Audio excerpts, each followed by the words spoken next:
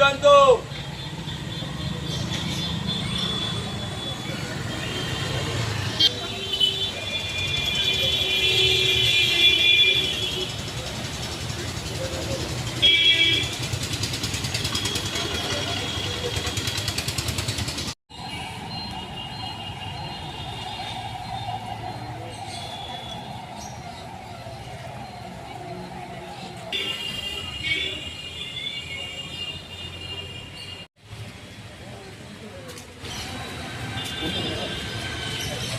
ওটা কোনটা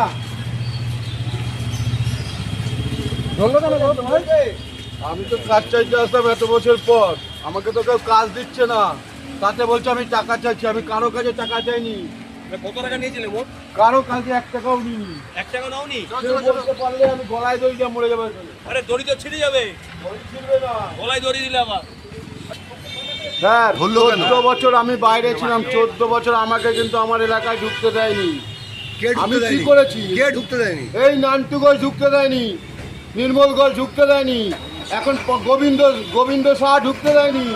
তা এখন ঢুকেছি, আমার যেই এই পার্টি চেঞ্জ হয়েছে আমি ঢুকেছি, আমার জন্মস্থান আমি থাকতে পারবো না। আমি ঢুকলেই বলে কি আমি এর কাছে টাকা চাই, ওর কাছে টাকা চাই, আমার নামে ফাও বদনাম দিতেছে। আমার একটা কাজ দিকেও বৈশা থেকে আমি কাজ করবো, সেই সুযোগ আমায় দিচ্ছে না। আমার মরামার মুখ দেখতে দেয় না। কারা ফাঁসাচ্ছে তোমাকে? বলেছে